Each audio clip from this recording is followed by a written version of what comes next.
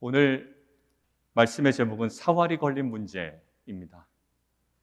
지금 이곳에 계신 대부분의 성도님들은 마스크를 착용하고 계십니다. 그런데 불과 1년 전만 하더라도 미국이나 특별히 서구 사회에서는요, 마스크 착용에 대해서 그렇게 심각하게 여기지 않았습니다. 그저 한 개인의 선택 그리고 한 개인의 기호의 문제 정도 이렇게 여겼습니다. 그러나 이제는 한 개인의 선택과 기호의 문제가 되지 않습니다.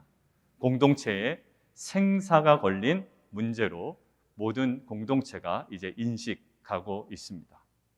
즉, 문제에 대한 인식의 차이가 이렇게 태도의 차이를 발생시킨 겁니다.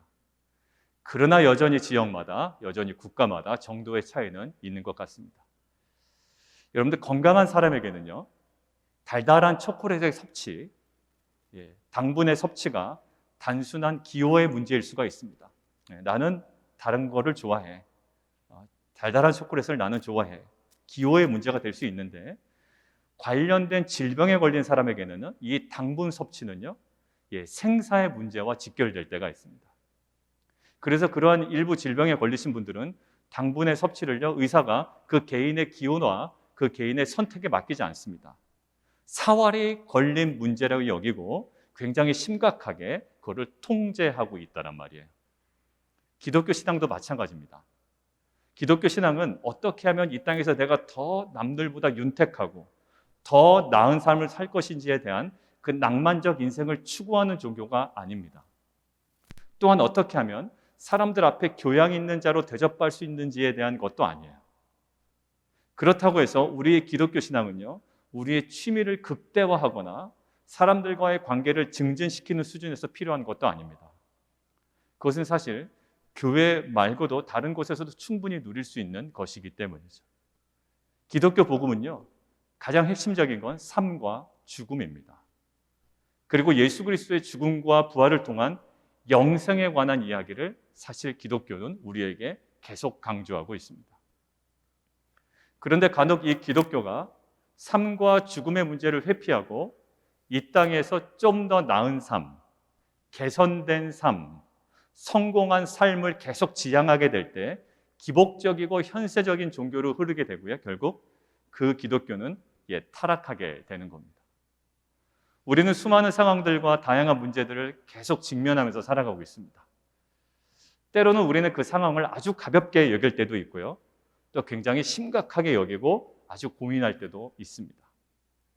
그렇다면 우리가 수많은 상황과 또 다양한 문제들 속에서 놓치지 말고 견지해야 되는 그 복음적 관점, 오늘 제목처럼 사활이 걸린 문제를 우리가 바라볼 수 있는 그런 관점은 무엇인지 오늘 말씀을 통해 함께 은혜를 나누기를 원합니다. 자, 지난주 본문 9장 1절, 2절 기억하시죠? 지난 본문이 1절과 2절까지 우리가 봤어요. 자, 그 부분은 뭐였냐면 가나안의 왕들이 기존의 데이터를 가지고 향후 전쟁이 어떨 것인가 이제 알고리즘을 돌리는 거죠. 근데 그 돌린 결과가 딱 나옵니다. 그들에게. 자, 어떤 결론이었냐면 연합해서 저항하자라는 거예요. 우리가 힘을 합해서 저항하자라는 거예요. 그런데 지난주에 1절과 2절과는 전혀 다른 결정이 3절에 나옵니다. 그게 누구냐면 기브온 주민들이래요. 자, 기브온 주민들은요, 여리고성과 아이성에 일어난 데이터를 계속 돌립니다. 그들도 돌려요. 그리고 분석을 합니다. 그래서 그들이 내린 결론이 어디 있냐면 11절에 있습니다. 11절, 우리 후반부 눈으로 한번 보시죠. 우리는 당신의 종들이니 이제 우리와 조약을 맺읍시다라는 거예요. 내가 당신의 종이 되겠습니다. 그러니 우리가 조약을 맺읍시다. 우리가 이스라엘의 종이 되겠습니다라는 결정을 내립니다. 그런데 여러분들 문제가 있어요. 기브온 사람은요, 히위 족속에 속해 있는 한 마을의 주민들입니다. 그러니까 히위 족속이 기브온 사람들인 거예요.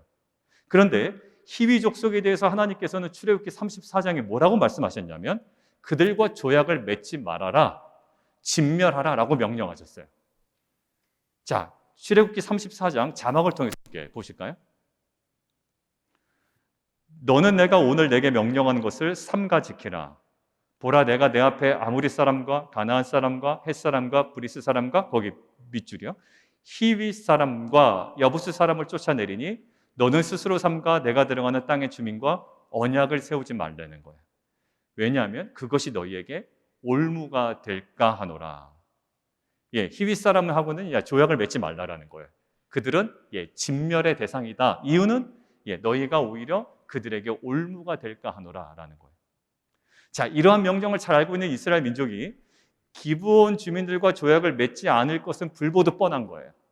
그들이 히위 족속으로 판단이 되면, 그리고 기브온 족속이라는 것을 알게 되면 이스라엘 백성은요, 이것을 어겨서까지도 조약을 맺지는 않을 겁니다. 그래서 기브온 주민들은요, 좀 더 자세한 정보를 수집하기 시작한 거예요. 신명기 20장 말씀인데요, 자막을 통해서 함께 보겠습니다. 20장 10절에서 11절입니다. 내가 어떤 성으로 나아가서 치려할 때는 먼저 그 성읍에 화평을 선언해라. 그 성읍이 먼저 화평하기로 회답하고 너를 향하여 성문을 열거든 그 모든 주민들에게 내게 조공을 바치고 너를 섬기게 해라 라는 거예요. 자, 조약이 허용됐네요.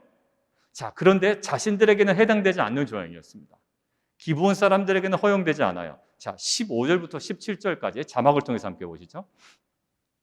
내가 내게서 멀리 떠난 성읍들, 이 민족에게 속하지 아니한, 그러니까 가나안에 속하지 아니한 성읍들에게는 이렇게 조약을 해도 되는데, 오직 내 하나님 여호와께서 내게 기업으로 주시는 이 민족의 성읍에서는 호흡 있는 자를 하나도 살리지 말지니, 곧 헷 족속과 아모리 족속과 가나안 족속과 브리스 족속과, 또 나오네요.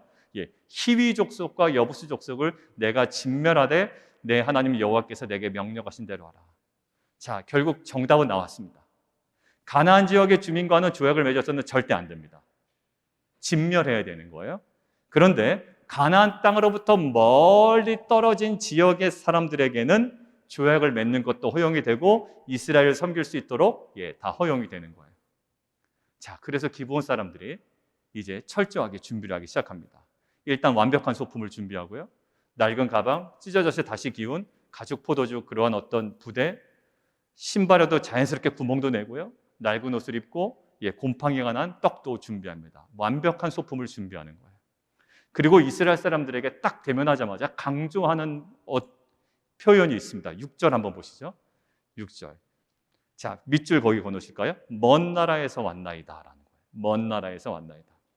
그러니까 이들은요, 그들의 소품을 이용해서 자신들을 불쌍히 여겨주십시오 라는 것들을 강조한 게 아니고요, 우리는 가나안 땅이 아닌 먼 나라에서 온 사람들이니 당신과 우리는 뭐 해도 됩니다?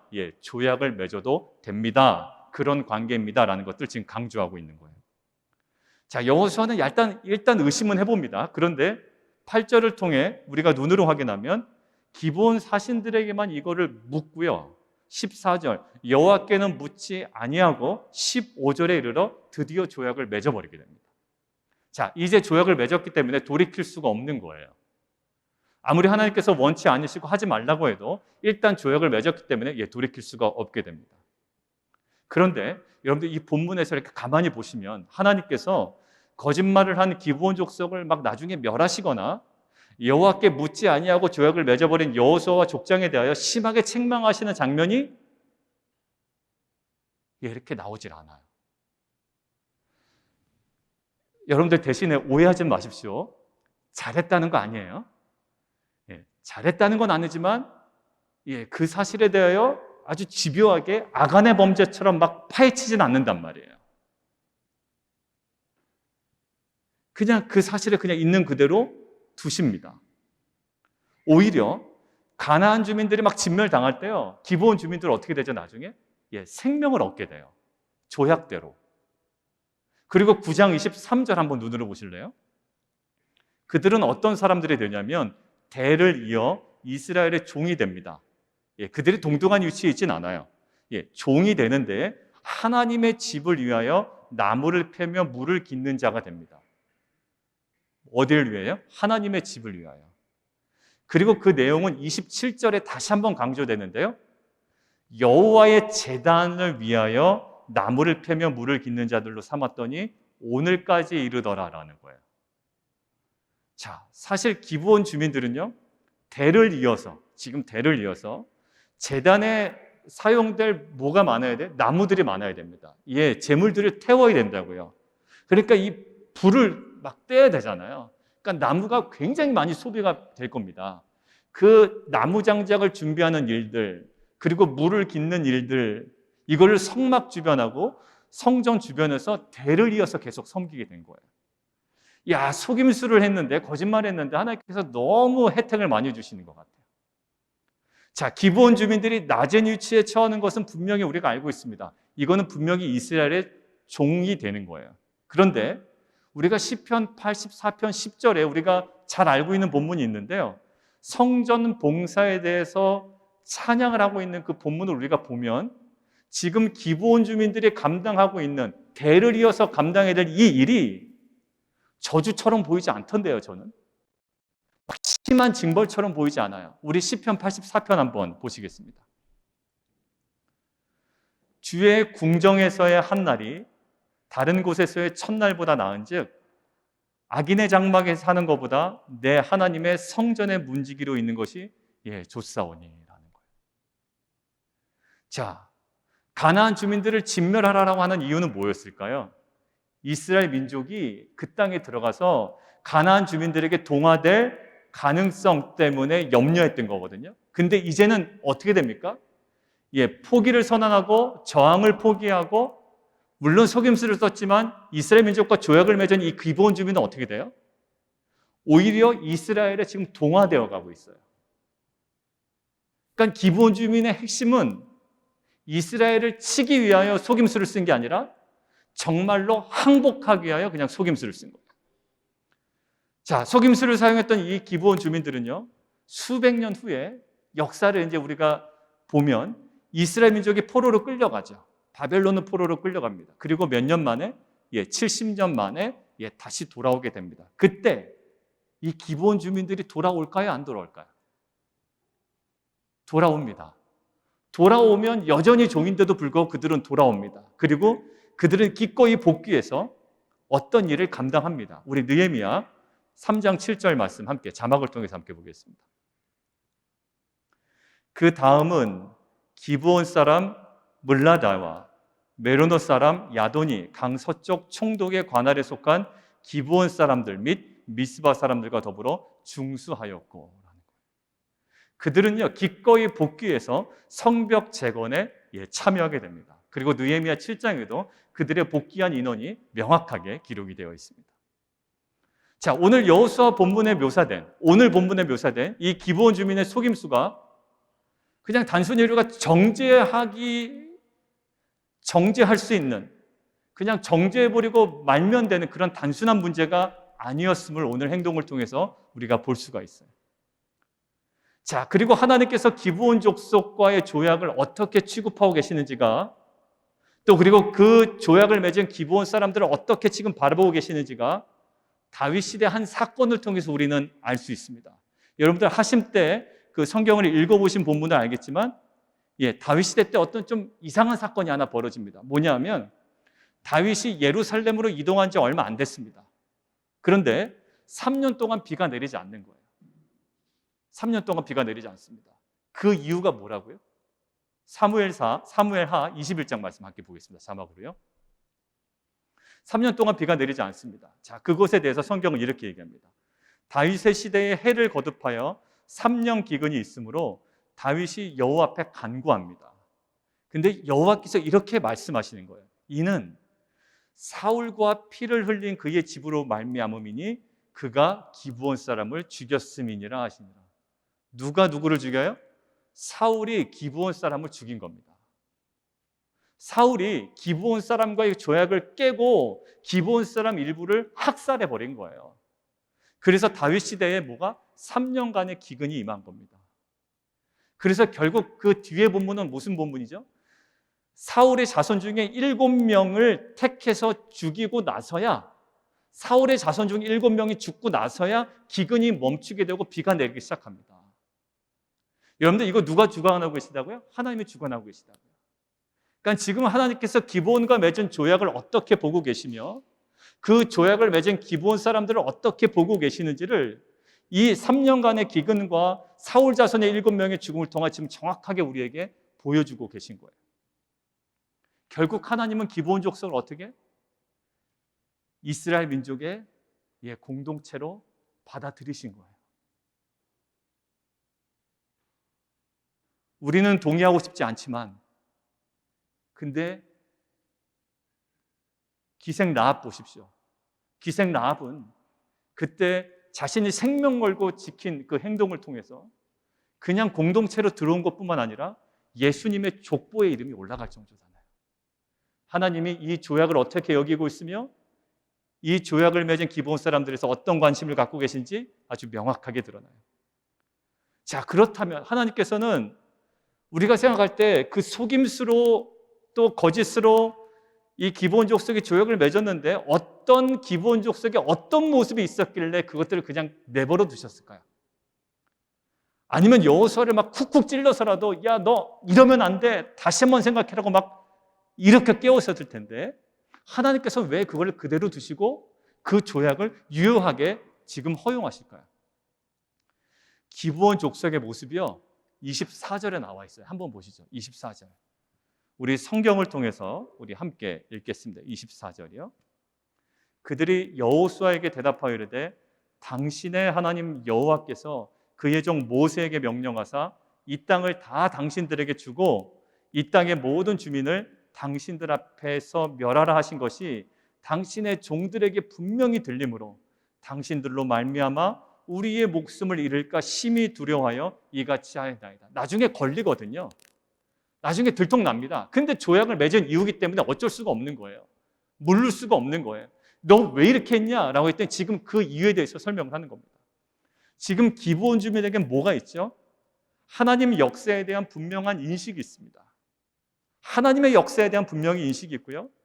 그 하나님의 일하심을 통한 하나님에 대한 두려움이 있는 거예요. 그래서 신명기에 기록된 멀리 떨어져 있는 성읍들이 누릴 수 있는 그 말씀을 어서 찾은 겁니다. 신명기에 기록된 멀리 있는 백성들은 조약을 맺을 수 있다는 것들을 찾아서 그 말씀에 근거하여 그들의 생명을 건 거예요. 여러분들 이거는요 왜 생명을 걸었냐면 실패하면 어떻게 됩니까? 실패하면 그냥 죽는 거예요. 그냥 실수하면 장난이고 성공하면 행운이 아니라 실패하면 그냥 이건 죽는 거예요. 이방인들이 지금 어떤 형국이죠? 신명기 말씀에 근거하여 이 말씀을 붙잡고 생명과 목숨을 걸어버린 겁니다. 자, 그들은 이 상황을 간단히 그냥 자신들의 기호나 어떤 성향이나 자신의 선택의 문제가 아니라 이 기브온 주민들은 지금 무엇으로 인식했다? 사활이 걸린 문제로 인식해버린 거예요. 야, 그냥 우리 스타일이 이러니 한번 해볼까가 아니에요. 한번 해보다가 안 되면 그냥 죽는 겁니다. 그러니까 결국 이들은 단순한 그들의 성향이나 기호나 그들의 어떤 선택의 문제가 아니라 사활이 걸린 문제로 하나님의 말씀에 근거하여 자기의 운명과 생명을 그냥 하나님께 맡겨버린 거예요. 어떻게 처분되든 자기들은 죽는 거 아니면 사는 거거든요. 어차피 죽어요. 지금 역사를 보니까 우리는 어차피 죽는 거예요. 왜? 가나안 땅에 있는 족속이기 때문에. 근데 우리의 속임수가 통하면 사는 것이고 그렇지 못하면 예상대로 죽는 거예요. 그들의 생사를 그 하나님의 언약에 딱 걸고 지금 어떻게 보면 도박을 하는 겁니다. 마치 여리고 전쟁에서 기발한 지혜로 자신과 가족들의 목숨을 보존하고 다윗의 계보 예수 그리스도의 족보에 들어가게 된 기생 라합과 비슷해요. 라합도 2장에서 보면 하나님의 행하신 일을 듣고 마음이 녹았고 정신을 잃었다면서 뭐라고 얘기하죠? 자신을 선대해달라고 이야기합니다. 버팅기지도 않아요. 우리가 어차피 죽을 건데 나 좀 선대해 주십시오라고 하는 거예요. 근데 무작정 선대를 요청한 것이 아니라 라합도 생명을 걸어버립니다. 어떻게 생명을 걸죠? 정탐꾼을 감추었다가 들키면 어떻게 돼요? 죽습니다. 그러니까 내가 여리고 왕에게 죽든지 아니면 하나님의 백성에게 죽든지 둘 중에 하나 죽는 거예요. 자, 그런데 자신의 생명을 걸고 어떻게 하죠? 정탐꾼을 숨겨줍니다. 그러니까 이것은 뭐죠? 하나님께 자신의 생명을 건 거예요. 라합도 이 문제를 자신의 기호나 자신의 기분이나 자신의 성향의 문제로 보지 아니하고 사활이 걸린 문제로 인식하고 생명을 걸고 감춰준 거예요. 이거 쉽지 않습니다, 여러분. 이거 걸리면 그대로 죽습니다. 근데 자신은 어떠한 생명이든 이쪽이든 반드시 죽을 운명인데, 그러면 하나님께 내 생명을 걸고 사활이 걸린 문제로 인식하고 그 행동을 하는 거예요. 오늘 이 부분이 오늘 본문을 묵상하는 저와 우리들을 강하게 도전하신 하나님의 음성으로 저에게는 들려왔습니다. 뭐냐면, 너희의 믿음은, 우리의 믿음은 정말 생사를 건 믿음인가? 라는 거예요. 그러고 보니 아까 홍정우 집사님도 그 기도하셨지만, 우리의 신앙과 믿음이 그저 좀 더 행복하기 위한 정도, 그냥 그게 신앙이라고 생각하고, 좀 더 내가 불편하지 않은 정도, 그리고 과거보다는 좀 더 나아질 상황 그냥 기대하는 정도, 이 정도에 머물 때가 있단 말이에요. 남보다 더 성공하면, 더 많은 것들을 가지면 이것이 나의 신앙의 어떤 지표처럼 생각한단 말이에요. 오늘 기브온 주민과 2장 기생 라합은요, 어떻게 하면 나의 삶을 개선시킬 수 있을까라는 수준으로 이 문제를 인식하지 않아요. 그냥 내가 얼마나 조금 더 편할까, 어떻게 하면 좀 더 개선될까, 어떻게 하면 향상될까라는 수준의 문제를 보지 않냐고요? 삶과 죽음, 사활이 걸린 문제로 인식했다라는 거예요.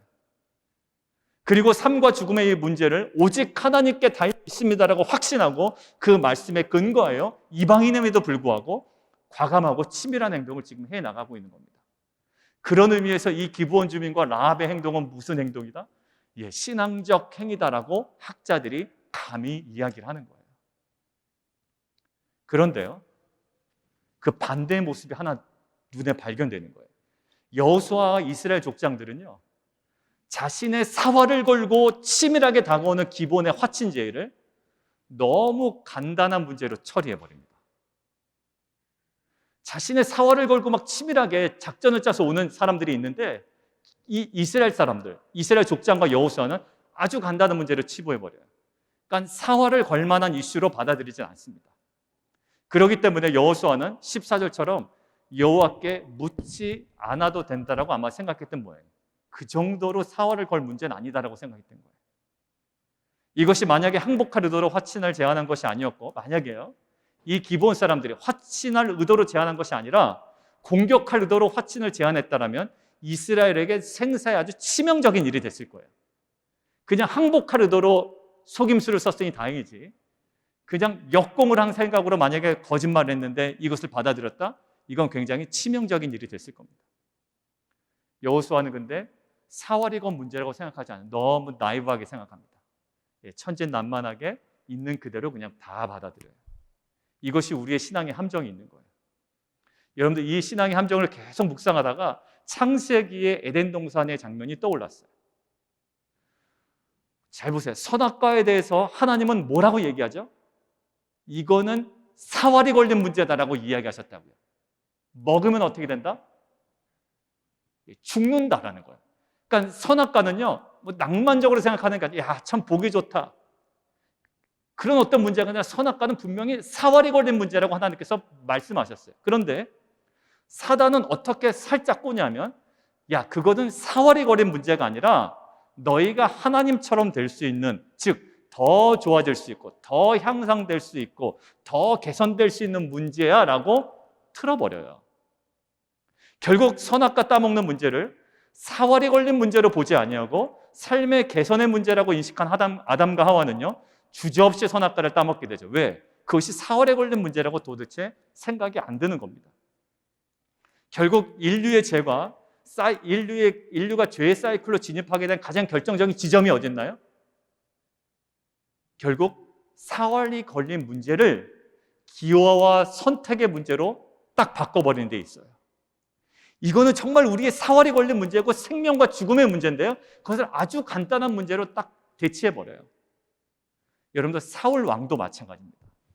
사울 왕은 블레셋과의 전투를 앞두고 있어요. 그리고 하나님께 제사를 드리고 전투를 벌여야 된다는 것도 나름 알고 있습니다. 그런데 제사를 드려줘야 할 사무엘이 도착하지 않는 겁니다. 그때 사울은요, 자신이 번제와 화목제를 그냥 드려버립니다. 여러분들, 이거 해도 되나요, 안 되나요? 절대로 안 됩니다. 이것은 아무리 왕이라고 해도 왕에게 허락된 것이 아닙니다. 근데 자기가 번제와 화목제를 드리고요, 나중에 사무엘이 와서 보니까 제사를 드렸단 말이에요. 그래서 사무엘이 하는 말이 이렇습니다. 당신은 하나님의 명령을 어긴 망령된 행동을 했다라고 이야기합니다. 사울은 왜 그런 행동을 했을까요? 자신이 대신 제사를 드려도 된다라고 생각했던 거예요. 결국 이 전쟁이라는 현실을 오히려 사활이 걸린 문제라고 생각을 한 거예요. 전쟁이 사활이 걸린 문제지 제사 그냥 드리는 거는 그렇게 뭐 사활이 걸린 문제는 아니야. 그냥 내가 드려도 돼라고 생각을 했던 거예요.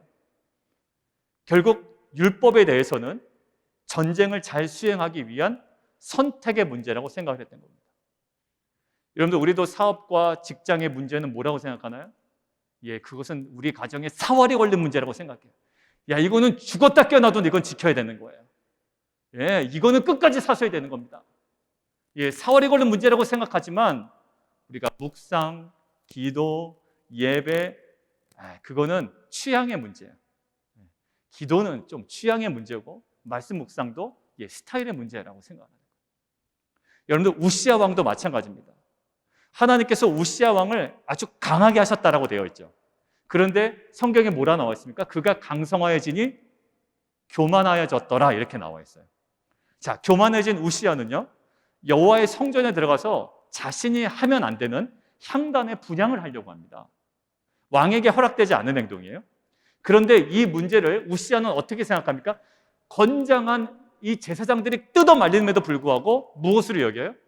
사활이 걸린 문제로 생각하지 않아. 도대체 이거를 그냥 가볍게 여겨요.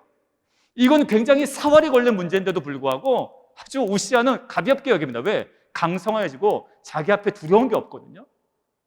권력자인 자신이 선택할 수 있는 기호의 정도, 기호의 문제로 인식해버린 거예요. 결국 자신의 손으로 향로를 잡고 분향하려다가 나병에 걸리게 되고 죽는 날까지 그 병이 회복되지가 않습니다. 결국 아들 요담이 섭정을 하게 되고요, 결국 끝까지 그 병은 치료되지 않아요. 여러분들, 야곱 기억나시죠? 야곱은요, 요셉이 애굽의 총리로 있다는 소식을 듣게 되고, 그리고 요셉의 초청도 받게 됩니다. 그럼에도 야곱은 중요한 게 뭐냐면 그 문제를 자신의 기호나 자신의 선택의 문제로 여기질 않아요. 아들이 초청하고 상황도 열렸기 때문에 그냥 내가 판단해서 내려갈 수 있는 거 아닙니까? 그런데 왜냐하면 자신의 조상이었던, 할아버지였던 아브라함이 너무나 가볍게 애굽으로 내려갔다가 아주 하나님께 혼쭐난 이야기를 듣고 있었던 겁니다. 야곱은요, 이 상황을 자기 아들이 애굽의 총리로 있지만, 그리고 먹을 것이 없어서 어차피 우리가 무엇인가를 구해야 되는 상황이지만, 이 상황을 단순하게 야곱의 가족의 삶이 개선될 수 있는 문제로 여기지 않아요. 그냥 그들의 배고픔의 문제가 해결되는 정도의 문제로 여기지 않습니다.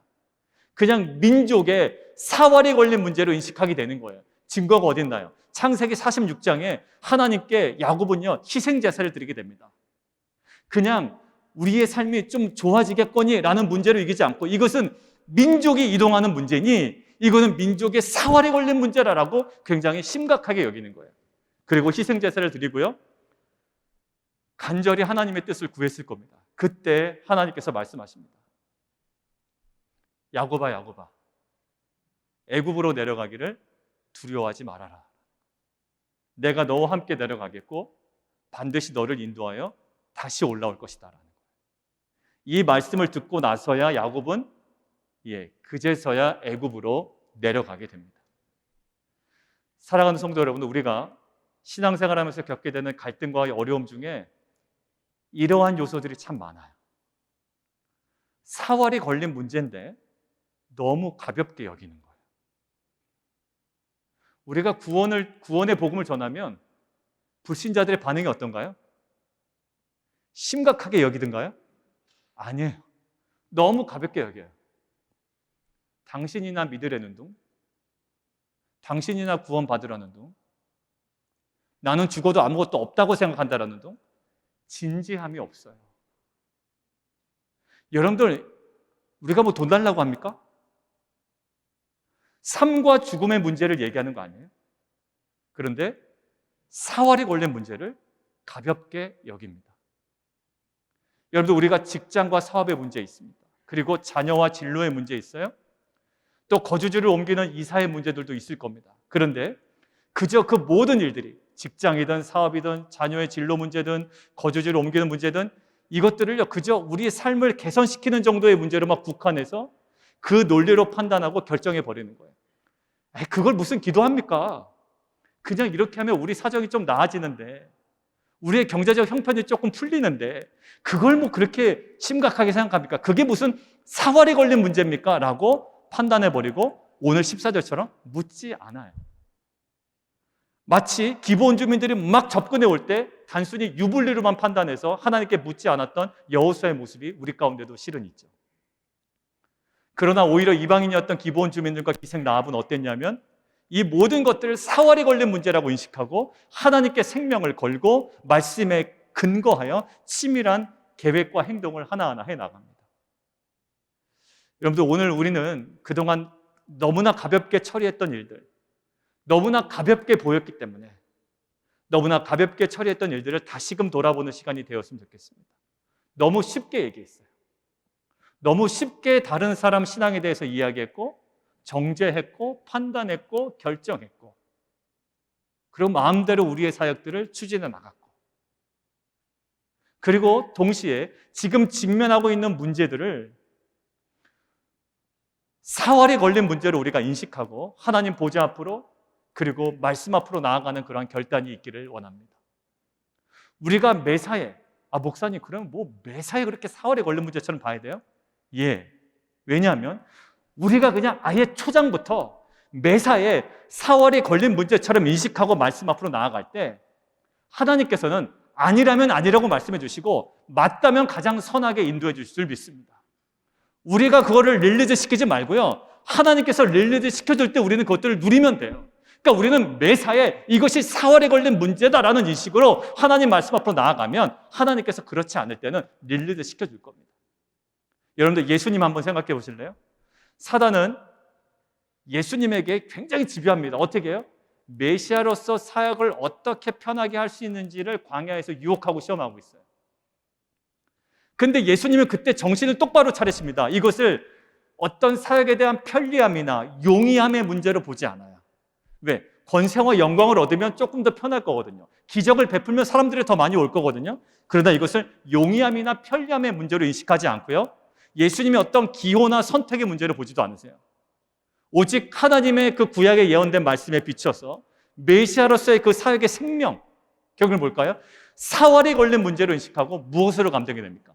말씀으로 감당해 내셨어요. 사랑하는 성도 여러분, 기독교 신앙은요 원래부터 삶과 죽음에 관한 것이었습니다. 그리고 어느 것 하나 우리와 기호와 우리의 선택에 의해서 결정될 수 있는 것은 사실 그렇게 많지는 않습니다. 우리 교회의 정책 결정, 그리고 가정과 직장과 사업의 운영들, 결국 모든 만물을 말씀으로 붙들고 계신 하나님으로부터만 가장 선한 것이 나올 줄 믿습니다. 우리는 하나님과의 교제 없이 결정하고 스스로 뿌듯해할 수 있습니다. 저 역시도 그래요. 이렇게 하면 잘 되지 않을까? 근데 결정적으로 거기서 하나님께서는 탁 스탑을 시키는 거예요. 그리고 어디서부터 잘못됐는지를 계속 밟아나가 보면 결국 저는 이것을 사활에 걸린 문제로 보지 아니하고 아주 단순한 문제를 보고 너무나 가볍게 일을 처리했던 거예요. 그래서 여러분들 사활에 걸린 문제를 선택의 문제로 경시하는 자들이 아니라 오늘 기브온 주민처럼 매사에 사활이 걸린 문제처럼 인식하고 생명의 주인 되신 하나님 앞으로 그리고 말씀 앞으로 나아가 정확하게 묻고 그리고 선하신 인도하심을 받는 귀한 우리 빛과 소금 교회, 우리 성도님들 또한 우리 귀한 자녀들 되기를 주님의 이름으로 축원드립니다.